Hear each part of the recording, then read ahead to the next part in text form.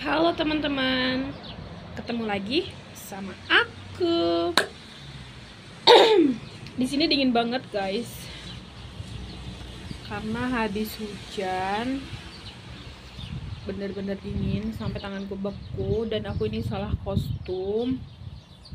Harusnya aku bawa jaket, tapi aku nggak bawa jaket. Tapi ya nggak apa-apa lah. Sekarang aku mau kasih tahu kalian apa itu kedutaan.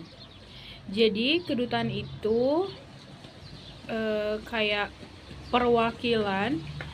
Jadi perwakilan dari beberapa negara, kayak misal Turki, Amerika, Pakistan, India, kayak gitu ya guys. Nah, jadi fungsinya kedutaan itu, menurut pengalaman aku ya, yang pertama kalian bisa buat CNI. Nah, CNI ini apa? Jadi CNI ini menerangkan bahwa bule yang mau kalian nikahin itu benar-benar statusnya single. Soalnya pas nanti buat CNI ini kan dimintain KTP tuh. Nah, nanti di sana langsung terdetek mau itu menikah, mau itu single, ataupun janda atau duda ya guys. Nah, terus apalagi, jadi nanti pas bikin CNI itu kan dimintain KTP. Nanti terus nanti dikasih selembaran. Nah, selembarannya itu menerangkan bahwa si bule ini menikah, janda ataupun duda. Nah, kalau misalkan menikah, otomatis gak bisa menikah dengan kalian. Dan kalau single atau janda ataupun duda bisa menikah dengan kalian. Nah, kayak gitu. Nanti kalau udah jadi CNI-nya itu, si bulenya itu suruh periksa apakah ini benar datanya atau enggak. Nah, kalau misalkan datanya salah, nanti diubah lagi. Kalau misalkan benar, ya sudah, tinggal dibawa. Dan CNI ini merupakan salah satu persyaratan untuk menikah. Jadi KUA ini minta kalian untuk buat CNI. Nah, CNI itu bisa dibuatnya ketika WNA-nya ini udah datang ke Indonesia ya guys. Jadi gak bisa diwakilin sama kita, jadi harus sama si bulenya. Dan gampang banget kok bikin CNI, cuman 5 menit. Kalian cuman kasih KTP, terus mereka buat, dan jadi cuma 5 menit. Nah, terus apalagi, di kedutaan ini nanti kalian mendaftarkan pernikahan kedua belah negara. Nah, seperti aku kan nikahnya sama bule Turki. Jadi otomatis di kedutaan ini, setelah kita kasih persyaratannya, kita terdaftar di kedua belah negara. Jadi kita terdaftar sah di negara Turki, juga terdaftar sah di negara Indonesia. Kayak gitu ya. Terus apalagi, setelah kalian mendaftarkan pernikahan kalian, di kedutaan juga untuk pembuatan visa penyatuan keluarga. Nah, jadi kalau misalkan kalian udah menikah, sudah buat apostil, sudah buat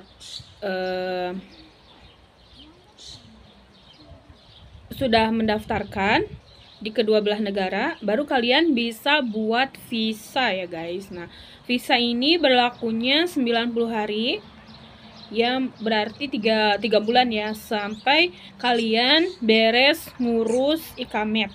Karena nanti kalian pas ke Turki itu kalian harus ngurus ikamet guys.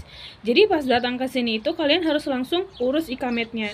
Kalau misalkan kalian gak ngurus ikamet, ikamet itu kayak izin tinggal ya guys. Nah, jadi kalau kalian nggak, kok aku jadi flu ya?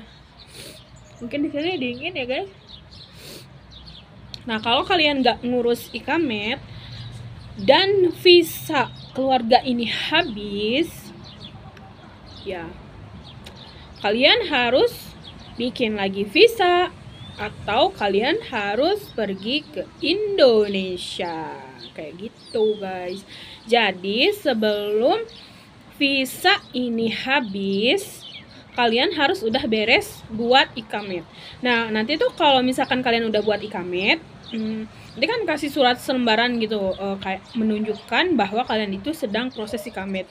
Nah, kalau punya surat itu nggak apa-apa meskipun visa kalian udah habis. Jadi kalau misalkan diperiksa sama polisi ataupun tentara, kalian bisa kasih surat sementara itu. Karena kalian tahu apa, di Turki itu kalau kita di bis nih ya, terus perjalanan misal aku kan dari Ankara ke rumah mertua Denizli, di jalan itu pasti polisi ataupun tentara, mereka mintain identitas kita.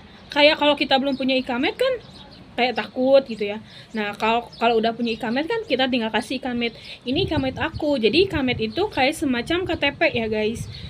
Nah, ikamet ini fungsinya jadi kalian bisa tinggal di Turki selama masa berlaku. Misal ikametnya ini berlakunya 1 tahun. Nah, nanti tahun berikutnya kalian harus perpanjang lagi. Kalau 2 tahun, tahun selanjutnya harus perpanjang lagi. Nah, kayak gitu ya guys. Kalau misalkan kalian nggak berpanjang, ya kalian harus ke Indonesia. Aku nggak tahu sih ya, karena aku belum punya pengalaman tentang itu. Tapi katanya sih ada yang bayar denda, ada yang bikin lagi dari awal. Aku kurang tahu sih kalau itu. Nanti kalau misalkan ikamet aku udah habis, nanti aku kasih tahu ya pengalaman aku kayak gimana. Nah, kayak gitu guys. Jadi fungsinya kedutaan itu yang udah aku jelasin tadi. Jadi kita itu nggak akan terlepas dari kedutaan guys. Nah, untuk kalian yang sedang berjuang untuk menyatukan keluarga, kalian berjuang untuk menikah, kalian harus buru-buru ya. Kalau misalkan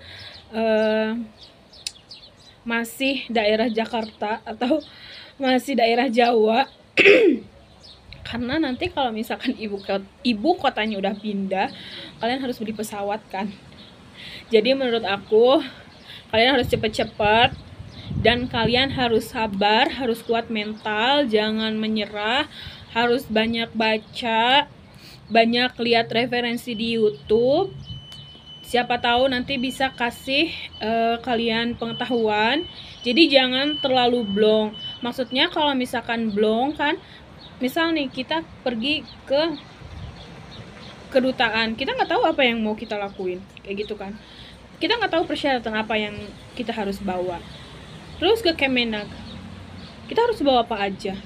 Jangan sampai kayak gitu ya guys. Kalau aku waktu kemarin sebelum aku menikah, aku udah searching, udah cari info kemana-mana, terus aku udah siapin tuh satu-satu. Ke Kemenag ini persyaratannya, ke sini ini persyaratannya, ke sini ini persyaratannya. Jadi nanti aku tinggal kasih kayak gitu.